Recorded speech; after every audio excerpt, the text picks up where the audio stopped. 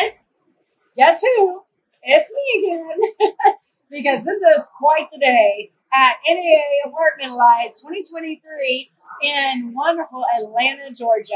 I am joined by one of my favorite people in the industry who, sadly, I don't get to spend enough time with. And let me tell you, it's a few things about Tamela, if you don't mind. I just to share the audience, just to set the stage about, the brand credibility that is sitting here with us today. So you are and I love that you say this, a lifetime learner.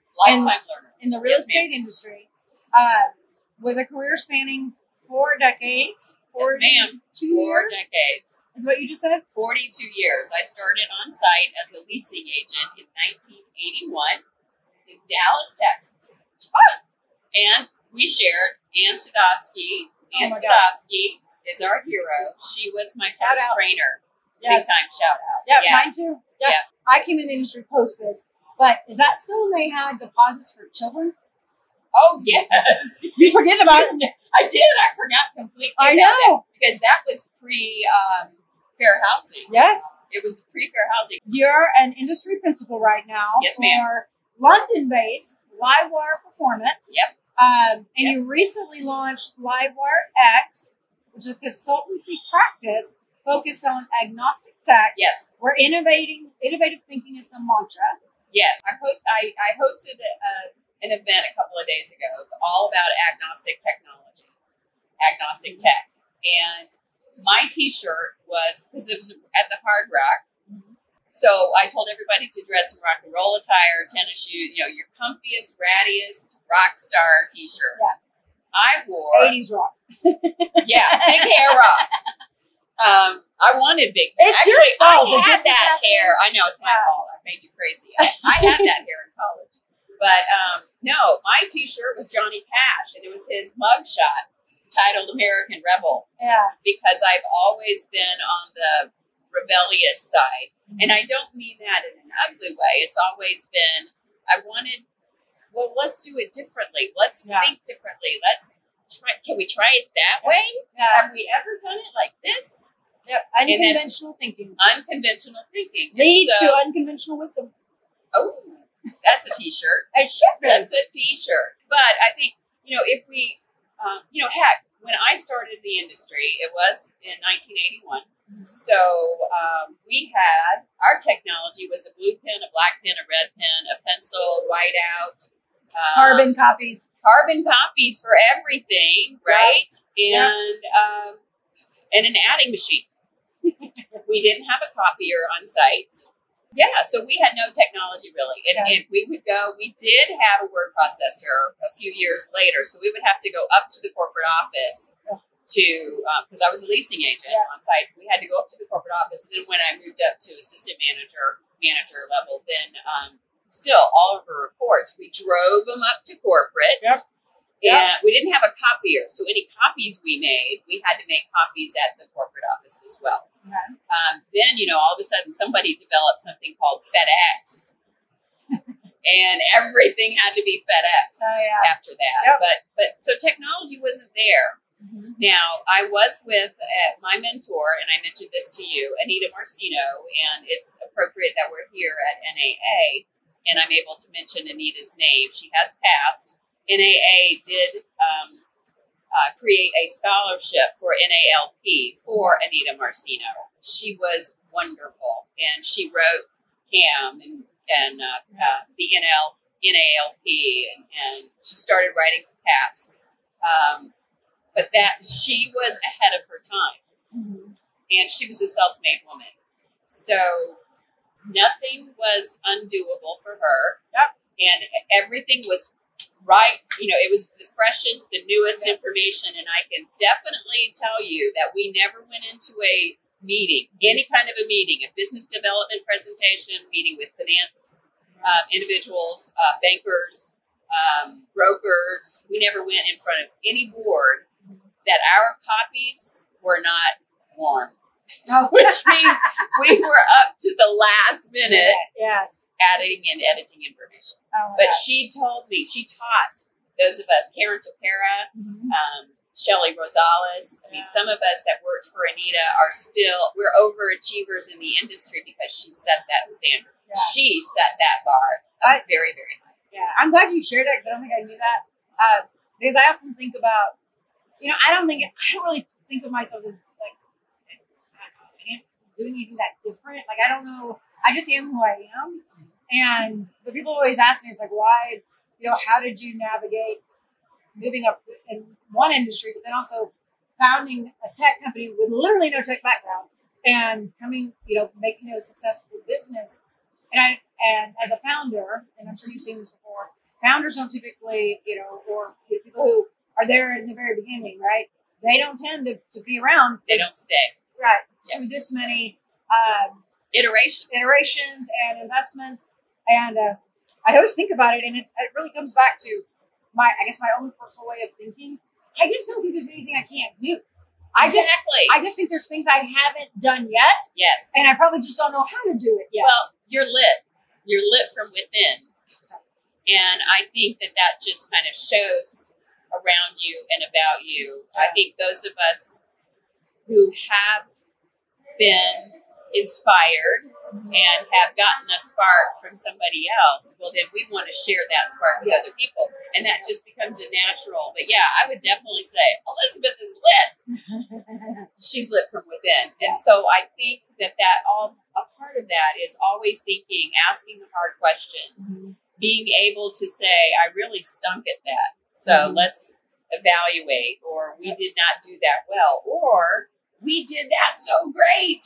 Yeah. What did we miss? Yeah.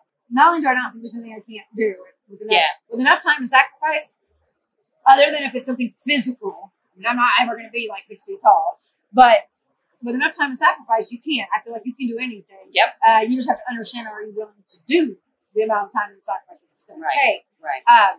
But also embracing change. Like, I don't even like the word change because I prefer evolution. I like evolving.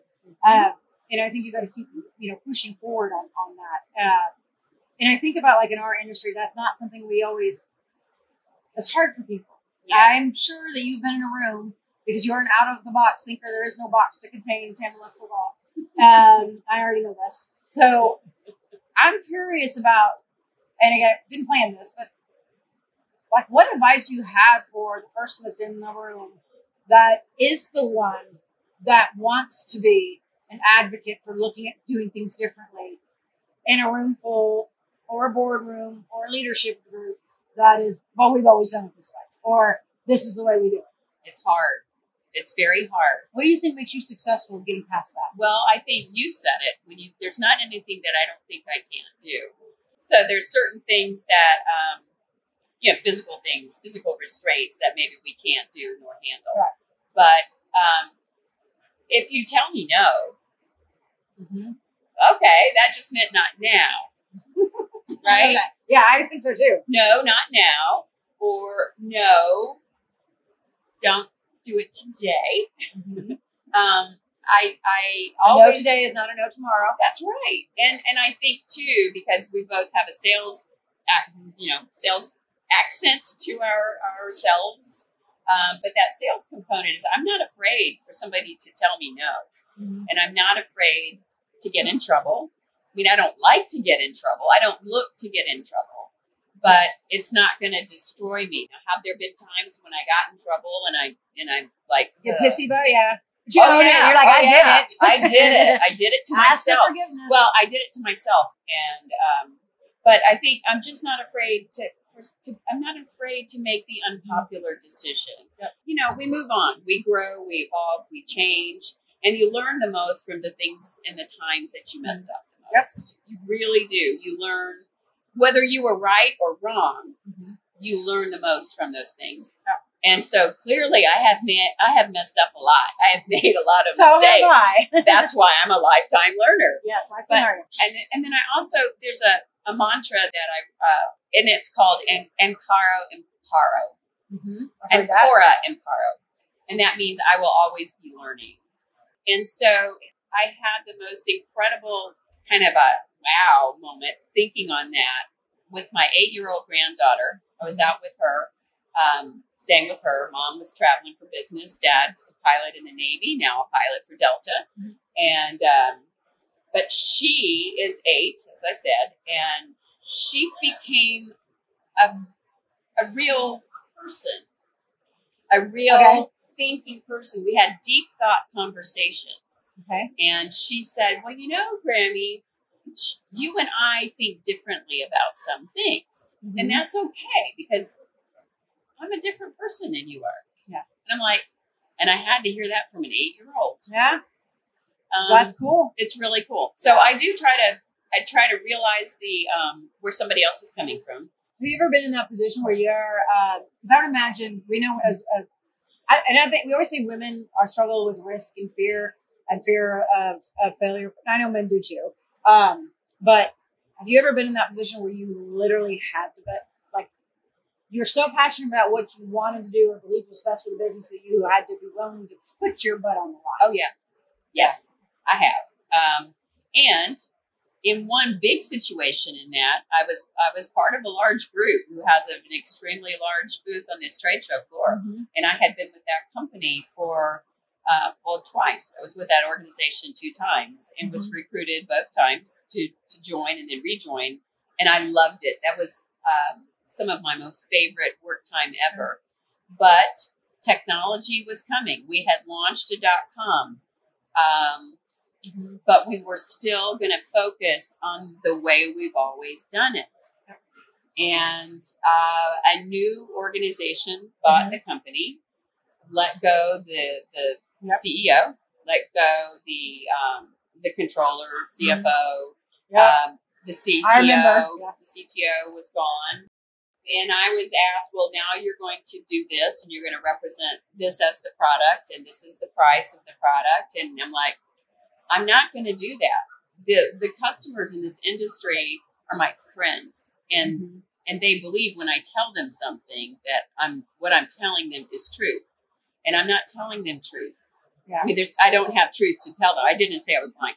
What I meant to say was I'm not. Yeah, no, I know what you mean. Yeah, exactly. And I'm not going to compromise that. Yep. I'm just not going to compromise that. Well, it was only a matter of time. Yeah. I was voted off the island.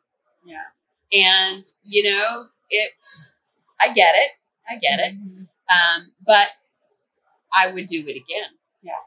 Well, and that's the thing. I think I'm proud of being able to hold on to the vision, the integrity. I've had some challenges, but nothing to that extreme. More of mine was like, put your money where your mouth is. Sure. And be willing to do that. And in this industry where so many people come up and they're so dependent on their salaries, because our hopefully it's improved, especially after the Great Resignation. But you know, I would argue our pay scales are not what they should be.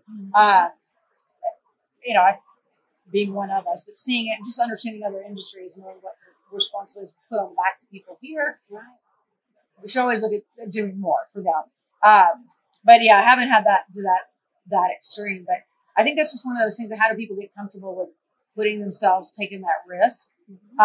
And is there anything mentally you do to like assess yourself? Like if you're going to go in there and you're going to fight and you realize the outcome may not be good, is there like anything that you mentally checklist of yourself, or is there like a go-to playbook you think of? I really believe this is the best thing for the business. I need, even in a consulting role, I need to make this happen. Is there a certain approach you use to do that going in? Is there certain things that you're like, okay, I have to have X, Y, and Z going into that room? Yeah, I go through in my head, what are the 3 most important things that I want to get across and why? Okay. If you don't have that fire in your belly, then it's not something that's meaningful. Yeah. Yes. So I think I prepare, but I try to keep hold of my emotion. There's so much talk out here on at NAA this year about buzzwords. You know, first it was digital transformation, now centralization, like centralization 1.0, centralization 2.0, AI, which by the way means something different to practically everyone out here. And I keep finding myself thinking about people like us that came up through the industry. And as I see people looking at centralized models, and pulling, like, I know I have customers that are pulling managers offsite, doing multi-site management, pulling things back to corporate where you have leasing agents still outside. And I'm like, how are they going to learn? Like, how do we get in front of that? Because we already have labor challenges. Right. And if we have this, adoption of technology, which is so much more of some of the administrative stuff, but sometimes that administrative stuff also is teaching about running the business. Right. And that's where I wonder, like, what are we going to be sitting here 2-3 years from now talking about? Not only do we not have maintenance techs and maintenance technicians and labor force, because we always struggle with that. We still haven't solved that problem. But are we going to be sitting here going, we don't have competent multi-site managers. We don't have the right thing, Do you see that? Like, am I crazy for worrying about this? No, I don't think you're crazy. I think, and actually I read an article just within the last couple of days. I'm not sure what today is, so I couldn't tell you what day I read it. But, and it's all called The Loneliness of Digitization. Mm-hmm. And how we could get to the point where we've got, or are we in the early stages, yes, of getting to the point where we might have one lone person in the office or one lone person in customer service. Yeah. And it's lonely there. And, we isolate ourselves and we do our selfies or our ussies, few ussies, but, are we making our own selves look more lonely because of AI, because of my Shark vacuum cleaner can do, that has my cat running around on top. So I think that there are some current concerns, certainly mental health concerns. I think definitely that not just the staffing, but I look at everything, or I try to look at everything with customer experience in mind. Yes. And in this particular box of the industry, I refer to my definition. We all have our own of customer experience begins with our employees first. Yep.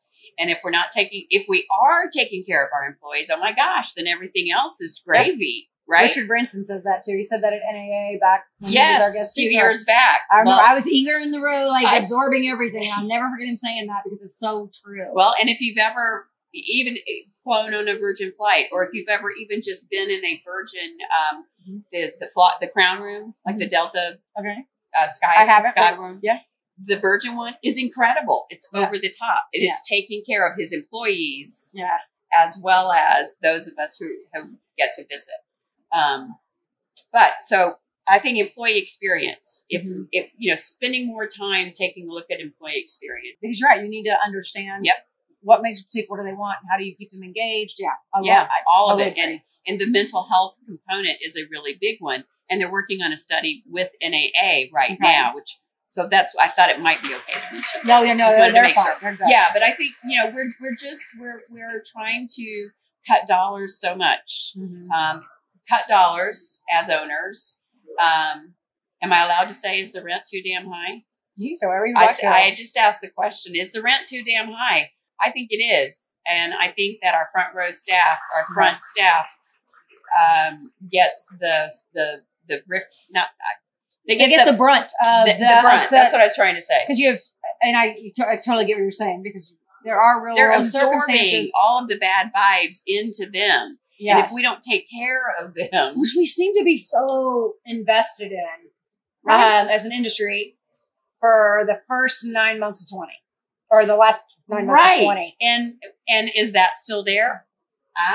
Survey says, in my mind, it's not. No, I think what I'm seeing and hearing, I feel like bad habits. We've gone back to some bad habits. We have gone back to bad habits. Yep. So that's huge. Employee experience. If we don't take care of our employees, everything else just falls by the wayside. Employees first, employee experience. And I will also say the companies on this trade show floor, the exhibitors, let's talk about the exhibitors in this industry, the suppliers who have been on the owner management side are building the products that are the friendliest, the ones that I think boost the employee experience and therefore boost the employee morale. And therefore, I think, a friend of mine, Kurt Mann, said, one of the things that I like about agnostic technology is everything. All ships are raised to the same level. Yep. When you kind of open up that dam of let's open the floodgates because everybody rises to the same level. when you're focused on, in my opinion, employee experience and employee satisfaction. And you could go around to every one of the booths that are in, I don't know how many thousand. 1,100 or 1,200, I think. Is it 1,200? So every one of these booths that has somebody that has walked the walk of a leasing agent or talked the talk and done the work of a service tech. Yep. They know what this industry is about. They know what the desired end goal is. A happy resident who's going to pay rent on time. And that's what it's about. It's what it's about. You're right. We started with about rents or rents too high. I think rents are where they need to be because it's funny because, you know, we have affordable housing and I'm trying to learn more and become more involved in housing affordability challenges. We had Chris Cook from NAMA come out and talk to us at Resmania. We have a real challenge, but we also have a real problem with are the property taxes too high?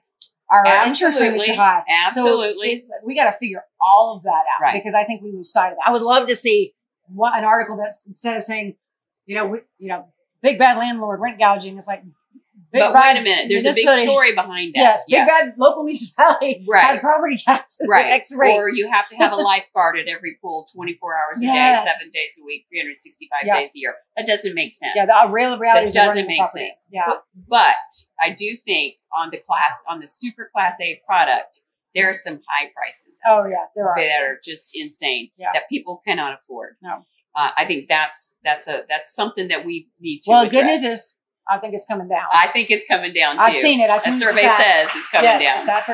We're not seeing year-over-year rent growth like we saw before, and that's okay. It needs to stabilize. It needs to level out. So that makes sense. And we do just have to talk about those elephants in the room, right? We have to talk about that. And the way that we do that is we get together, we have real conversations. Yes. We have real conversations with real people who do the real jobs or pay the real rent or who write the laws. I mean, you were a big advocate this year at the Advocate Conference. When you go up on Capitol Hill for the first time and you meet with the legislators and you figure out, oh, this is why they're asking for money for PAC. Oh yeah. You get that. You understand. You go, all right, these laws that the lawmakers are trying to pass don't make sense, but they don't know if we don't show up and tell them. Yep. No, you're exactly right. You're exactly right. How did we get from technology to that? Because we're talking about rents, but we did. But that's what happens on PropTech. We're not in a box in here. Well, technically we are. You guys can't see. We'll have to have a show picture there. I guess we could crawl out of the top if we had to.